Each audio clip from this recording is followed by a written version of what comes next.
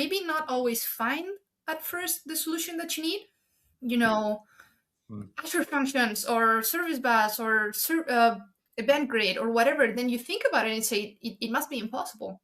It's just 3 clicks away from being your first time. Sophia, welcome to Integration Love Story. We are very glad to have you. So thank you so much for joining.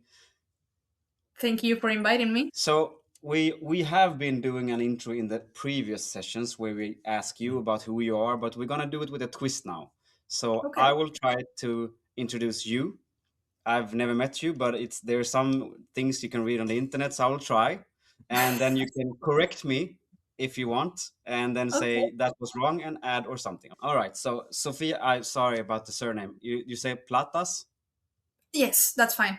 That's great. Okay, Sofia Platas. So you have been working 7 months at Prodware since July 2025. Okay. The LinkedIn said software architect, but also if you look at your profile, it's Power Platform Software Architect. If I try to understand your career, it's like I would say that you're a Dynamics 365 champion that moved to a more tech-focused role. Speaking of champions, I could read that you are a Kempo champion, actually world champion from 2023. So world champion, wow. That's amazing. Yeah, it's amazing. So, and if I could read it right on your LinkedIn, that you last year you traveled a lot, with work then, and sometimes you had speaking sessions as well. You were at Biz Summit, Azure Dev Summit, Global Azure Torino. You were at Nordic Integration Summit in Stockholm, Sweden. You are a speaker at that session, that Nordic Integration Summit. And I would summarize this that since you are a fighter, I would say that you like a challenge. I would say that since you are a speaker, you're your own worst critic, I think. And you love a challenge, you love training, you love traveling, since you get to travel as much in your work. And you already said in the pre-intro here that you were traveling as well during Christmas. So my question is that how was this presentation about you, and is there something you would like to add or correct? No, I think that's pretty much it. The only thing you can add is that I love cooking and food. That would be the only thing. Actually, I'm gonna say actually I was thinking about adding, since you're from Spain, you should love food and obviously cooking and food. But Yeah, I missed that part. Sorry. It's all good. But yeah, that would be a great summary of me. Is it something that you want to dig deeper into? I mean, we will talk about tech, but I mean, world champion. Can you tell us about that? Yeah. So, I mean, for me, sports is like therapy. It helps me like keep the balance in the rest of my life. And as you were saying, I like challenges both at work and while traveling for the sessions to, promote the community and everything. So, my head is always going like at 200 miles per hour. Right. So the moment that I step into like the gym or just into the tatami for a training session or for a fight, that's the whole world stops for me. So it's something like kind of that keeps me grounded. Yeah. And well, that just the titles just came. Once you like train and you put all you have into something. I mean, it's true that the effort is, you don't always see the results on a short path or on a short time, but they come in the end. And maybe they're not titles. Maybe there's different things like people you meet or places you travel. Like for the World Championships, I had to go to Tunisia. I had to go to Portugal. And then you travel. Now my martial art, the one that I practice is called Kempo Kai, which is traditional Japanese style.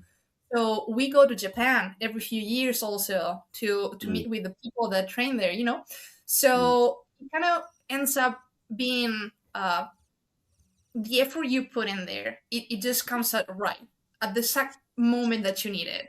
So that's basically it. I mean, it's funny that you say that. If you just, yeah, that something just happens. But I know, I understand what you mean. It's a lot of effort between what just happened, I guess. But did you plan to become a world champion? Was there is a plan for that? or a dream? I mean, yes, there is a plan, but you never know what you're aiming for. I mean, you know this. There's a saying that is just aim high and hit low. Yeah. So you're gonna train every day, every session. You're gonna give it your best, like every day at your job. You're just gonna try to excel yourself, and then whatever comes, that's what's meant for you, right? So when I went to the World Championship, I had no expectations. I just knew that I had to go every fight, every second in the tatami. They just had to do like what I had been training for. Just do your best. Just give it all you have, and then things will come. But for me, the day before, I was in my coach's room with all my mates and all, and we were talking, and I was just so grateful for being there, for having the opportunity. Like I didn't care, and I told them like I might lose within the first minute and be out for the whole thing, and I swear to you, I don't care. Like the whole path, the whole training, family feeling that I got from all the training, that was my prize. And then when you go out there and you have no expectations and you just do what you've been training for, just go for it. And then whatever happens, you're not so nervous. No. You're not like you're just doing your thing, and that's what I like also about the community, the sessions. Like it's actually just what I do in my daily life. Like I just give it all, and I try to explore technology, and then like try to help my mates or teach the clients or whatever. And it's like it's just doing that up on a stage. That's no difference. But how did you like the comparison of not the comparison, but the introduction where I said that you were a D365 champion, becoming a more of a tech focused role? Is that correct? Yeah, kind of. I mean, I did start in Dynamics 365 CRM when I began, like, I don't know, 7 years ago, maybe 8. I was looking at the year where.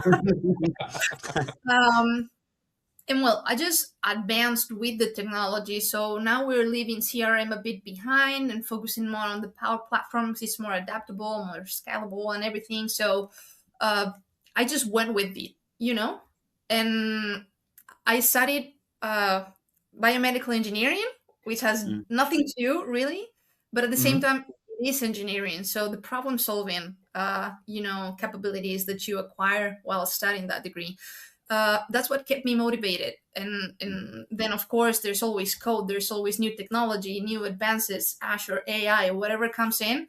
It's just a new challenge. It's just continuing the path that's there set for me. Like you don't even think about it; you just go with it. Yeah, it's you making it sound so easy. Yeah. That's the problem. That's a problem, but that's what she's about. Yes, talking about this drive that you have, because you have now a title, it's more management or like being architect. Our platform work in the integration more like no one sees us. People interact more with people from our platform. They are the ones with business people, not with us. And being a Power Platform architect, that's a fancy title. So what is like how this is like looks day for day for you? It's like, is it you have the same challenge as like you don't really do much hands-on code? Okay. So basically, I'm the liaison between the consulting or design team and the building team. So what I do is they give me a design, and then I choose the tools and the how to do the stuff. So they have the what and the why. Yeah. What has to be done and why. And then I do the how are we going to do it, and kind of when in the whole, map or architecture. Like when do the new pieces come in and how do they attach one to one another? So basically what I do is translate the functional design of a project into actual technical tasks for the team to develop. And then when there's something complicated, or if I have my hands free, then I'll just jump into it and be part of the team. So I don't know. It's I started being on the building team with a little bit of responsibilities with the functional designs, because there's not always all projects are big enough to have like the different people in the team. So you just kind of have to like change your hat and do a little bit of everything. So having both, ideas and both point of views, then I became the middleware between them. Yeah. So I just make sure that everyone understands each other. Yeah. I was so curious about this when you talked about it now, because can you like try to invite us in your head when you get such a solution and you had like your hands free, so I can get this with everything I know about this tech stack? How do you choose, and what's your thought process? Okay, well, there's always a first stage where you have to really know the context of the project and the client. Like, what's the budget? What's their tech level? Kind of who is going to use the system, and let's see how much, for instance, how much are they going to let you build outside of the Power Platform too, with Azure or with other systems? What's their capabilities to integrate with third-party softwares or whatever. So then when you have that in mind, they pose you a problem or a situation. Okay, I need that when whichever process just enters the final phase. I need someone to be notified. Okay, so then you start raising the questions, like where's that process defined? How do you know that's happening? Who needs to be notified? What is the notification content? Let's say, what's the style? You can go with Teams, you can go with email, you can go with a pop-up or, an in-app notification. So depending on all the information that you end up getting, you design the best that you can. But sometimes it's easy when they have some limitations and you know that you have this small scope to work with. But sometimes they just give you a blank page of paper and they say, just give us all you got, And that's when you start enjoying it. And then that's where you start looking for new things. So just go like, I think I read something about this, so let's see if this works here. That's what it's exciting. Yeah, really. And how do you stop yourself from being biased? I mean, everyone is biased about that technology, or how do you not go with the easy choice? So we have some, let's say, internal rules that I'm sure you're going to understand fully. So as much as you can, go with the out of the box functionalities, because if something fails, it's not your fault. I thought that it would be that twist is amazing. That's like your first rule, right? But then you need to know the team enough to understand also what they are able to do, and or maybe depending on the project, if we have like a margin to let the team grow with new technology through that project and teach them how to do new things so they can use them in the future. And well, it just sometimes it's hard to like you reach a point when you're on cloud 9 just thinking about everything, and you start like that maleficent smile like what else can I do now? But just remember that it's not your money. Yeah, exactly. Is that a rule, or is that your rule? Yeah, we're consultants. We are not a final client. We need to remember that. And if it were my money, would I be willing to pay for that? That's Yeah, that's a good a good perspective of it. Yeah, but it's sometimes also I like the challenge of the money thing, but I see it in another way. I want to know how I can use those fancy new things in the cheapest possible way, and I try to dig in that as possible, because I don't have to go with those standard premium stuff. No, I can still use that, but like in the most cheap way. Yes, there's always an alternative, and when it's not, just don't get greedy. No, but it's like I like what you see in there. It's like you kind of invite. I feel getting recruited to this Power Platform thing. Like I think there should also be a Power Platform software architecture. Yeah, because you get to deal like really closely to the business side of things, because that's like you are working not with background processes. This is like what's happening in the office Yeah. daily. Exactly.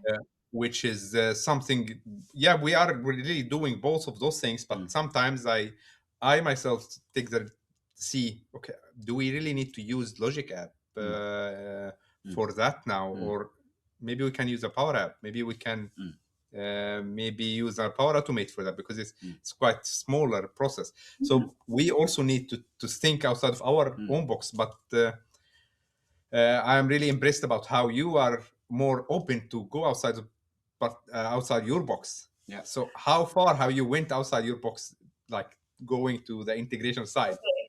Yeah, so the thing here is that Power Platform is such a great suit with all these tools that are already provided for you. And it is true that it's low code, but also low code has its limitations.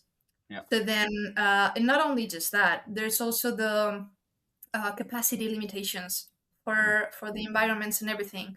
So the the capacity, the storage within the Power Platform, the database, it gets quite expensive once you reach your the limits imposed by the licensing that you have in that environment of that tenant or whatever. So, for instance, when thinking about a storage, okay, I could, of course, start to think about a way to work with, deletion or limitation of the storage that we are saving and be careful with what we are doing. But there's always a next level, which is just like, are you going to keep all your archives within the database, knowing that you can put it in the cold storage?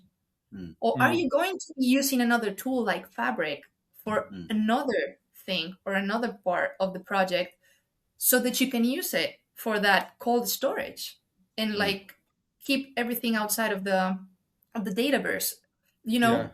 So when you start as a more on a low code profile with the Power Platform, you kind of just look into the picture there with Power Platform. That's it. But I used to teach at a younger kids. I mean, university kids and everything. Like, what is the Power Platform? Because no one knows, truly. Nobody knows what's the Power Platform. Some of them know what Azure is, but that's it. So truly, then you start explaining to them, okay, so we have this Dynamics 365, and then when that was way too like placed in structure, then the Power Platform came to give it all the flexibility and the low code capabilities so that you didn't need to know how to write code in order to adapt all the CRM parts, and you can choose whatever you want and just put it at your own design. But then everything is on top of Azure. Why wouldn't you pull from the roots, to give it more power? Yeah, I totally agree. Yeah, so it's just like, if you keep in mind the big picture, the Power Platform is great, but there's always something more. Always. Yeah. And I would say the other way around as well. I mean, we're working in Azure, of course, and with everything that is in the Azure integration stack. But I love this. Like, what can we do with other technologies? Not to be, because we are biased, and everyone is biased. We have the somehow, other. I think we are the other side of the problem, because I talk to a lot of architects and people in our field, and I guess this other side of the community. They are like the heavy lifting, like gym pros. There you call it, and they come in like, we can do all of this, and that's like a bigger stack, and it's scalable, and it's like there is a lot of other things that you have way more freedom, I guess. But like sometimes I think we over engineer stuff. So in some things we can just use Power Automate to do something simple. It's complicated to know which tool to choose, as you were saying, right? Like Power Automate or Logic Apps, which is better for my situation here. Yes, so, exactly. Power Automate is just great.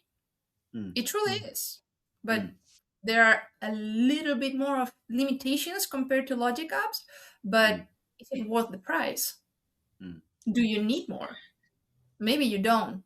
and then it's going to give you a more structured background, so to speak, a little bit less of freedom for your design, but still you have the custom connectors if you need more. You have so many options to still do your thing, and you don't need to always go big. And the thing is, I work in the small field and I see the big picture. So when I find the limitation, I can look outside for it. But you guys, you work on the big field. You are forgetting to put on the little microscope and remember that sometimes you are designing things that have already been built. Yeah, exactly. That's exactly. Yeah, thank you. Touché. but I mean, this discussion could go on, but I want to jump, actually, speaking of like this Power Platform and everything, but in Stockholm Nordic Integration Summit, you were talking about Azure Functions, which is not low code. I mean, it's programming, but can you tell us about your session a bit, about Yes, what drive you to actually talk about this? So I related it to Azure Function because that's the way that I first came in contact with tunneling. But truly, it can be used for many more things, right? So the first issue that I had was I had a limitation of the timing that a plugin was taking, and once it was very recurring within the environment, it was, starting to give out some problems. It didn't matter if it was synchronous or asynchronous, whatever. It just gave some issues. So what we did is we took the logic within the plugin, and we just took it up for an Azure function. And there's always some changes that need to be done, right? And then, I don't know, maybe a week from now, they're going to find out that they need a new field and they need a new update or whatever. So every time we wanted to do a small change, the issue here was, if I want to test it, I need to deploy it, I need to connect it, and then I need to execute the event that was going to be triggering the plugin that is now triggering the Azure function, right? So I was just like going crazy because there was like a field that was written wrong, the dumbest thing ever. But I had to continually try and try and try. And then a friend of mine, Victor, just came around and was like, "Have you tried the ngronk?" And I was like, "The what?" Like, and then yes, a tunnel, like connecting two sites, right? And he's like, exactly, connecting your computer to the net, to the cloud. So you're actually working with your local host, but attacking it from the outside. So it's just a portal, right? And then it was a long time ago, and at that time we didn't have the Azure Dev Tunnels, we didn't have anything on Visual Studio yet, but now everything is connected. So I just thought, not a lot of people know about this, and it's actually something that is going to help you not with just with Azure Functions, but with APIs or whatever. You're going to avoid completely going crazy every time you had to develop some changes. You just go ahead and publish, and then not always publishing goes well at the first time, that.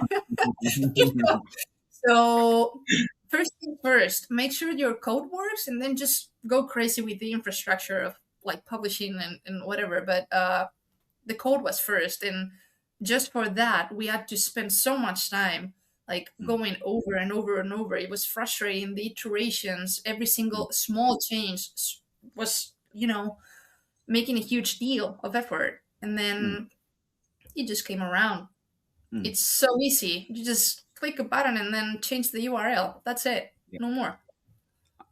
I'm gonna give you some feedback from I mean, we were 7 people at Integrate, and when we were traveling home, I actually asked a group of developers, so which was the best session, and the spontaneous answer was, yeah, the girl talked about Azure Functions and tunneling. I'm gonna try that tomorrow. That was really good, and I didn't know about it. So that's good. They really loved your session. That. So. And another one, like it's a different persons here. We're talking about like talking to different persons. We had like a new project, and like I had this conversation with like one of my colleagues, and he was like saying, I don't know, I have this issue, and you know what, I will do what Sophia did in her session. That would be good. And it's going into production now. Exactly the same, like the same solution he was like talking about. He been using it since then through all of this project, and like documenting how we do it in his way and our way. And that's a good impact. That's a big impact, I would say. It's a contribution, which Yeah. we talked Yeah. about in the beginning. Yeah. I'm Thank very you. happy to hear that. Because also being busy with everything else, you don't really focus on a lot of things. And sometimes, even if you call it like it's just something simple or a tunnel, or people don't, you miss those stuff because you are like, you just want to get done with with your Yeah. day. I like what you said in the beginning. I mean, that you like. I mean, you like the contribution because it's just talking about what you do every day. But I Yes. don't. I mean, even internally here, I say that people. I mean, they're a bit. How do you say? I would use the word afraid of thinking like, but who will listen to this? Why is anyone interested? But that's I love that your thought about this is that. But if I talk about this, then it will help someone. I mean, and Yes. it actually did. Yeah. Yeah. So I've already been working for a couple of companies and many projects, many clients, and you know the thing that is the hardest to work on is not actually technology. Then we all think that, oh my god, the transition from the Excel workbook to actually a program, it's going to be the hardest step. No, the hardest part of a project is the communication between like all parts, and then within the teams, and all the information that gets lost. Even us as consultants, I can be working in a project and see something, and then a mate of mine is having the same issue somewhere else, and if I don't talk about it, then unless he's brave enough, I know what you know what I mean, like to actually go out and say, hey guys, I have this problem, or I have this issue, then either I'm not going to tell him, or he's not going to ask me, or whatever. So in general, communicating is the hardest and the most important thing in, well, in not in just this work, but in general in all professional works, you know.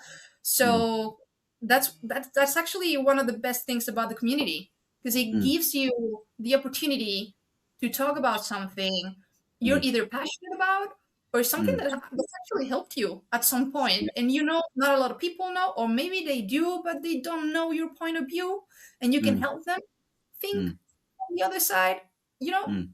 And well, that's just what I think. It's great. So I'm really happy it actually worked for someone else.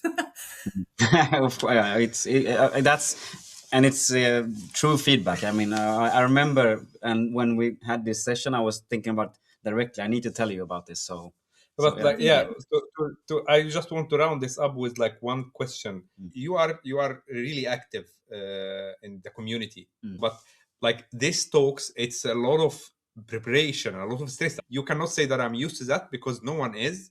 That's just gonna be the demos. Yeah. No one gets yeah, you can never say that, oh, I'm trained, I'm good, I like a stage. Yes, you can like to be on the stage, but like it is really stressful. No matter what you do on the stage, no matter how you prepare, it doesn't matter. You're gonna be ending up with like a lot of stress moments around that.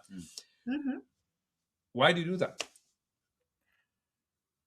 You know, everything came from like a few years ago already, that I went to my first event, and but just as an attendee, not as a speaker or anything. And then I saw the importance of actually people sharing their knowledge, because it's something like you never know when you're going to need it, but at some point you are, right?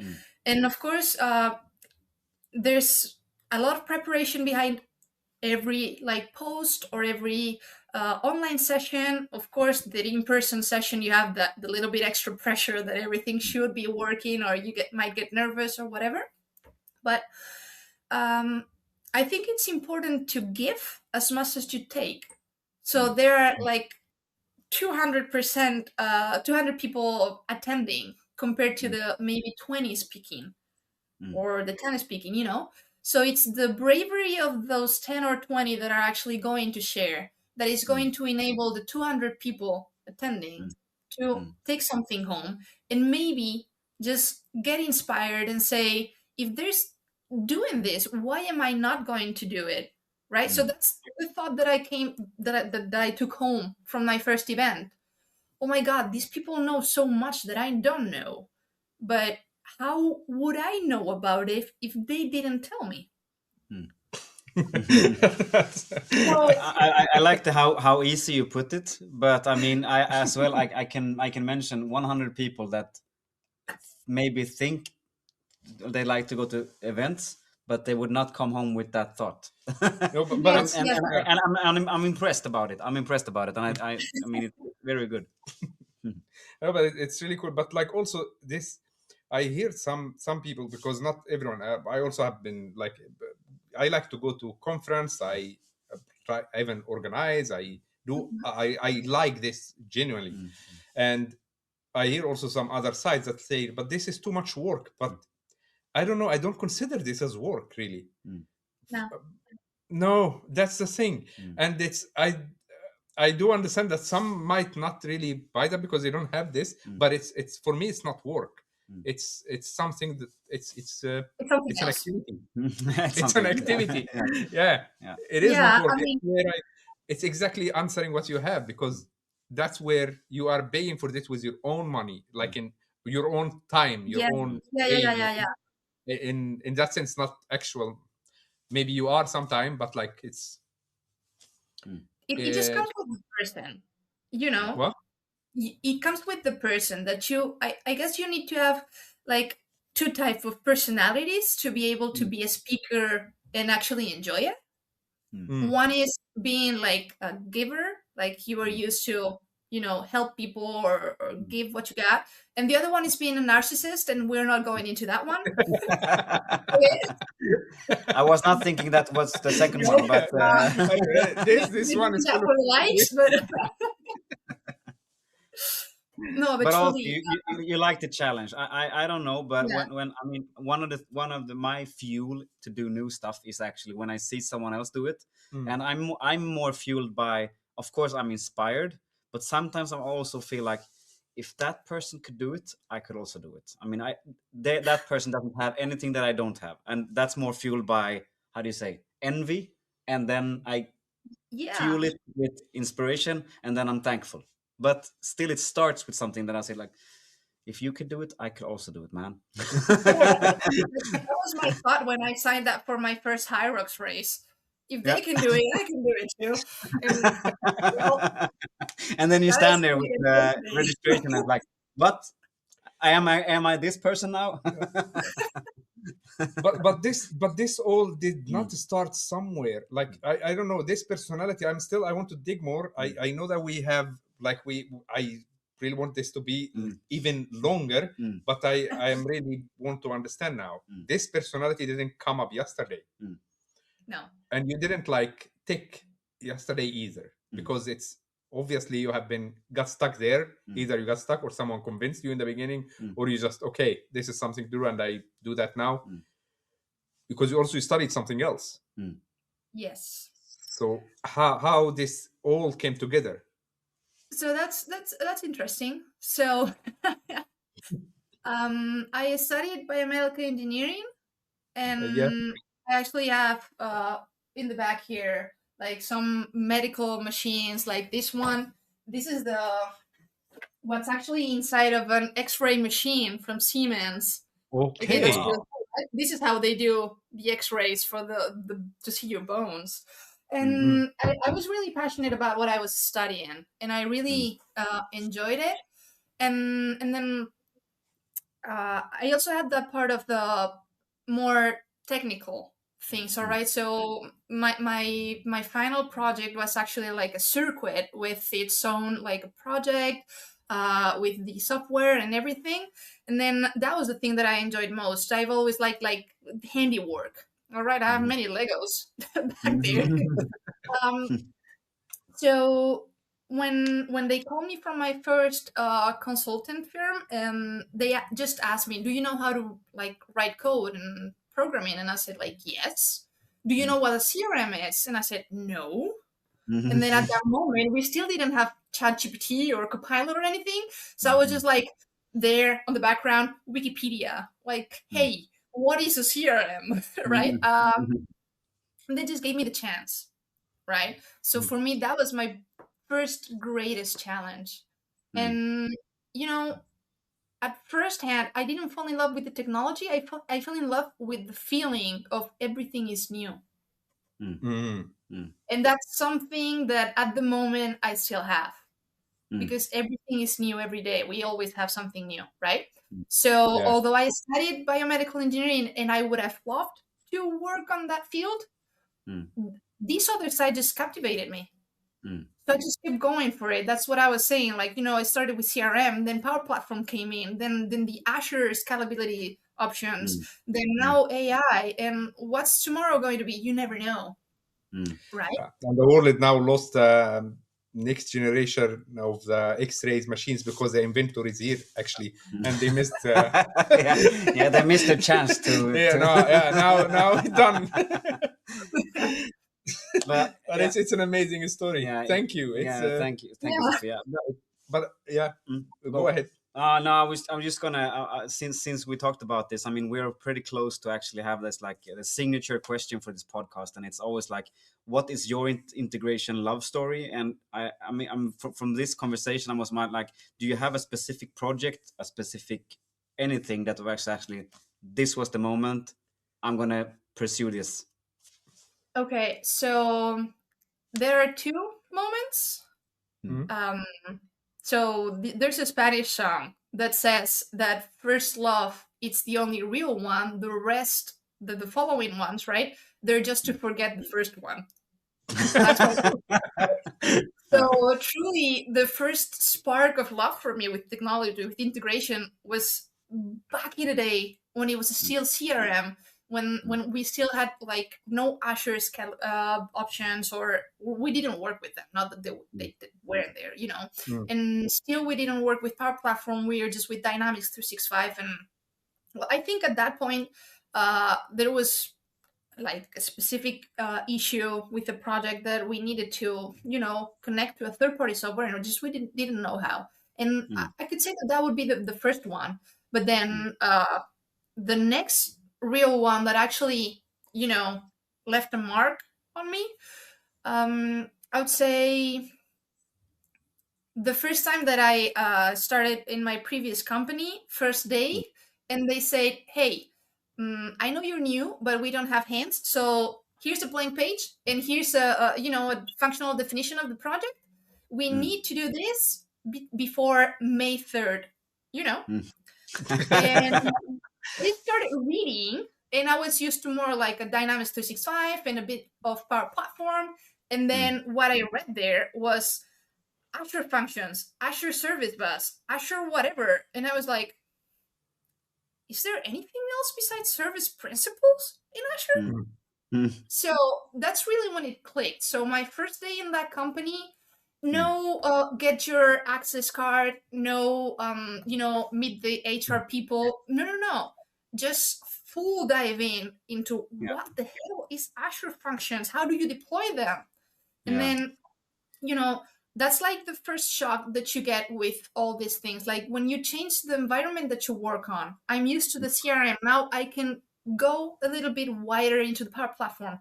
But now, boom, Azure, it's completely open. You want, whatever you do, just pay for it. That's it, right?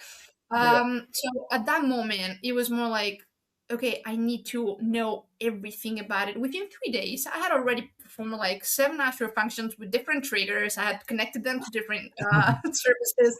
I was already integrating them with Service Bus. So it's not more of like a moment in a project or anything. It's just like the first time you actually open your eyes and see what's outside.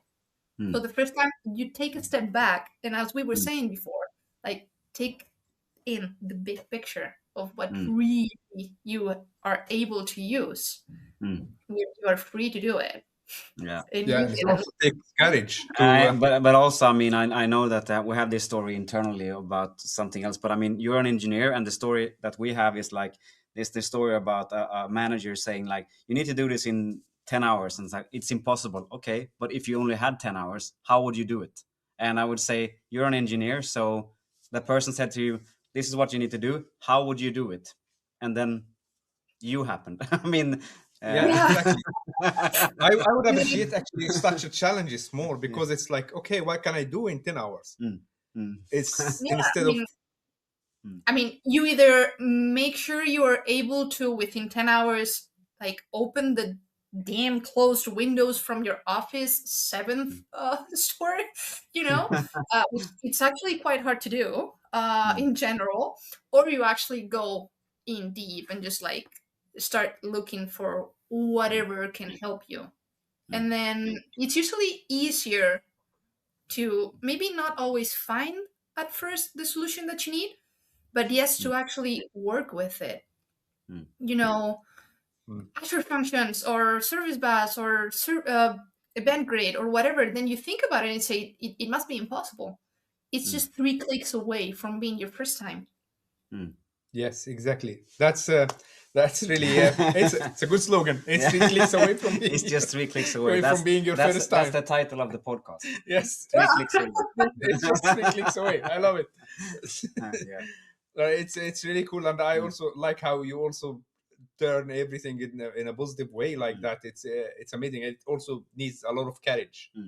Not everyone do like that. I appreciate this a lot, because sometimes I say I go in, I click on this 5, 6, 10 clicks away. I do all of them, but then I said, oh my god, what I have done! I'm too deep now in this. So it's like, and then like you are ending up with a lot of things. But it's I like this genre as well. But that's also we cannot just close this without mentioning, because now we don't have many Power Platform people here. No.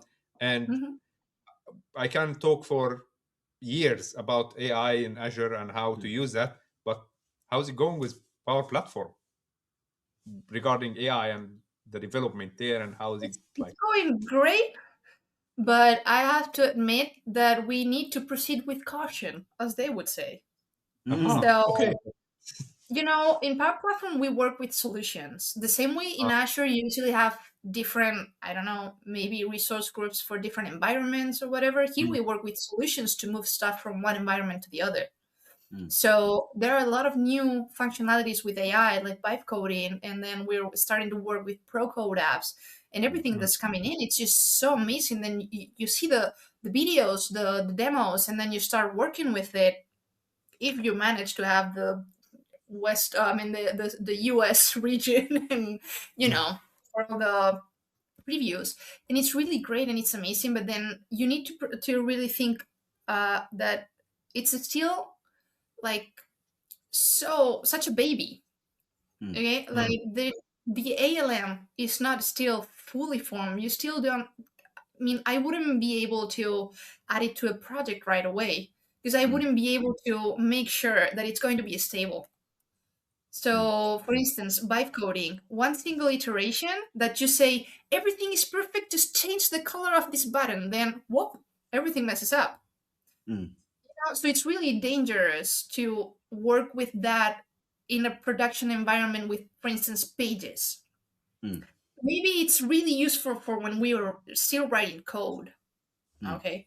Because it really is. It's going to help you a lot. But then there are some still setbacks like the ALM, or like, how am I going to add this to a solution to move it between environments? Am I going to have to replicate it manually? Then it becomes inefficient. It becomes insecure.